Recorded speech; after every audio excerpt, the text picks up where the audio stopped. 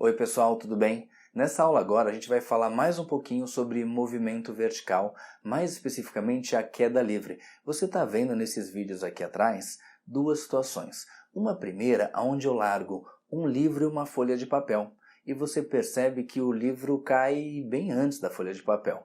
Agora, olha a segunda situação. O que vai acontecer? Eu vou colocar a folha de papel em cima do livro e aí vou largar esse livro. Quando ele cai, a folha de papel cai junto. Poxa, mas o que mudou da primeira situação para a segunda? É que na segunda, quando a folha de papel está em cima do livro, eu não tenho a resistência do ar influenciando na folha que está por cima. O livro protege ela, tá certo? E aí a gente percebe o quê? Que o tempo que demora para o corpo cair não depende da massa dele ser maior, ser menor.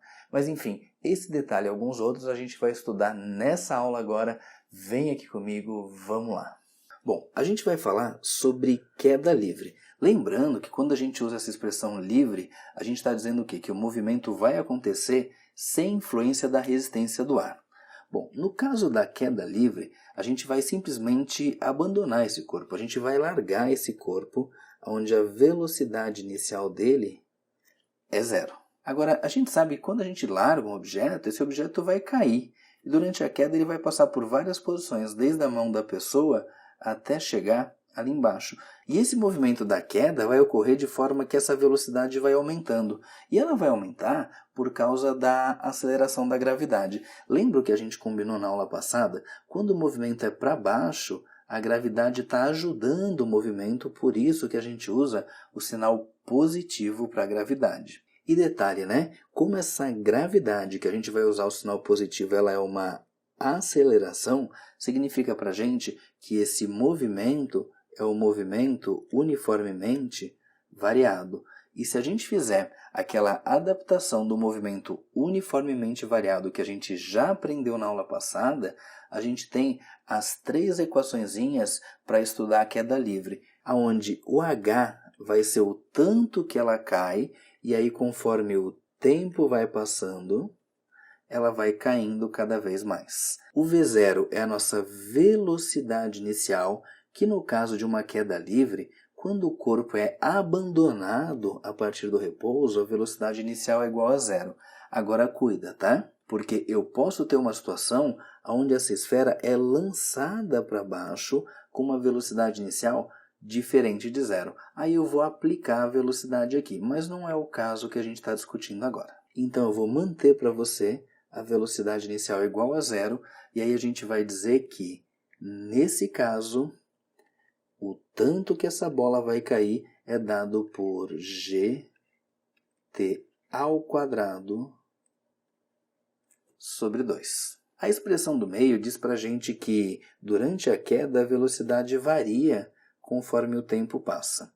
No caso de uma queda livre, a gente sabe que a velocidade inicial é zero.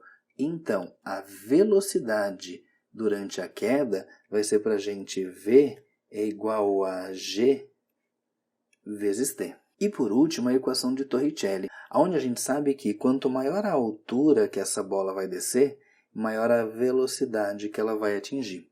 Agora, no caso da queda livre, quando o corpo é abandonado, a gente sabe que a velocidade inicial é igual a zero. Então, vai ficar para a gente que a velocidade ao quadrado é igual a 2gh. E aí, essas são as formas simplificadas da gente escrever as equações do movimento uniformemente variado para o caso de queda livre. Aí vamos supor o seguinte, que aqui é um instante inicial, ou seja, um instante 0 segundos. Quando essa pessoa larga a bolinha. Aí vamos supor que essa posição aqui é a posição depois de 1 segundo de queda, essa é a posição depois de 2 segundos de queda, e essa aqui é a posição depois de 3 segundos de queda. Como a gente sabe que o valor da aceleração da gravidade é aproximadamente 10 metros por segundo ao quadrado, a gente aprendeu que o significado desse valor é que a velocidade varia 10 metros por segundo a cada 1 segundo. Então, se realmente demora 3 segundos para essa bola chegar no chão, a gente consegue descobrir na hora, de um jeito bem simples, qual a velocidade com a qual ela chega aqui embaixo, que é o quê? Se a cada 1 segundo a velocidade varia 10 metros por segundo, quer dizer que em 3 segundos ela variou 30, portanto ela chega aqui embaixo com uma velocidade de 30 metros por segundo. Daí você vai me perguntar, poxa Coelho, mas peraí, como é que você descobriu esse valor 3 segundos? Pessoal, isso foi só uma suposição, então eu supus para vocês que aqui é a posição que ele está depois de 1 segundo, aqui depois de 2 segundos e aqui depois de 3, assim por diante. Tudo bem? Bom, vamos usar isso que a gente falou para resolver um exercício. Um objeto é lançado para baixo na vertical do alto de um prédio de 15 metros de altura em relação ao solo. Antes de continuar com o enunciado, eu vou representar para vocês essa situação e eu queria que você percebesse no enunciado uma informação importante, que ele diz que o objeto é lançado para baixo, ou seja, ele tem aqui uma velocidade inicial. Aí, seguindo o enunciado, ele diz o seguinte, desprezando-se a resistência do ar e sabendo-se que ele chega ao solo com uma velocidade de 20 metros por segundo, então foi dito para a gente que ele vai chegar aqui embaixo no chão com uma velocidade de 20 metros por segundo. E aí ele pergunta a velocidade de lançamento em metros por segundo é dada por.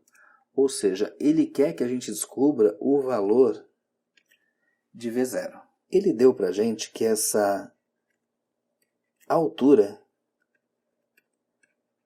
é de 15 metros. Agora, para escolher a equação, eu vou dar uma olhada nos dados que a questão passou para a gente.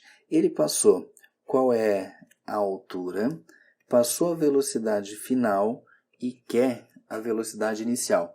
Então, nesse caso, a melhor equação que a gente pode escolher é a equação de Torricelli, onde a gente sabe que v ao quadrado é igual a v0 ao quadrado mais 2a ΔS. Agora, o que a gente combinou? A gente combinou que ia substituir esse a por g, porque a aceleração é a aceleração da gravidade. Então, eu vou anotar para vocês aqui g.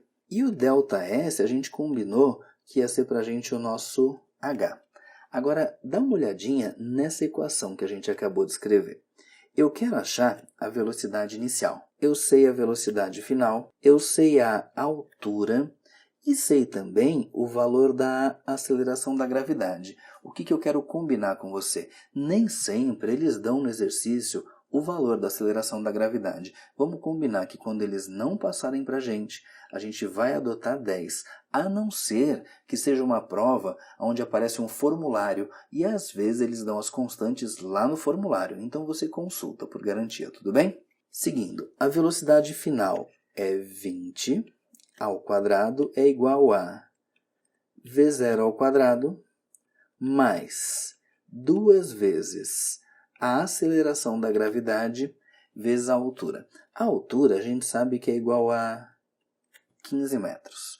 Agora, no caso da aceleração da gravidade, a gente sabe que é 10 e um detalhe, durante a descida a gravidade está ajudando o movimento, então a gente vai usar para a gravidade o sinal positivo. Então, nesse caso, a gente pode colocar simplesmente 10 e não precisa colocar o menos ali, tudo bem? Seguindo, 20 ao quadrado é 400, igual a v0 ao quadrado mais 2 vezes 10 é 20, vezes 15 vai dar 300.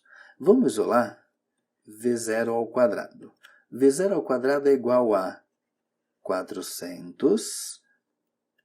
Agora, esse 300 pode ir lá para o outro lado, só que com sinal trocado. Então, eu vou escrever que é 400 menos 300. Aí, a gente tem que v0 ao quadrado é igual a 100. E aí, v0 é raiz de 100. Portanto, a gente chega que a velocidade inicial foi de 10 metros por segundo. Por isso, a nossa resposta é a letra A.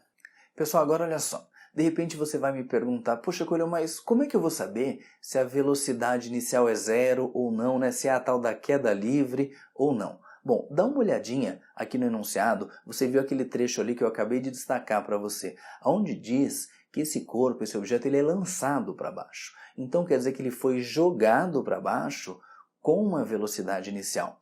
E quando for queda livre, ou seja, quando você vai abandonar o corpo, vai aparecer alguma informação desse tipo. Por exemplo, um corpo é abandonado, e aí ele vai descrever todo o restante do enunciado, tudo bem? Bom, pessoal, com isso a gente termina essa parte de movimentos verticais. A gente se vê na próxima aula, tá bom? Tchau e até lá!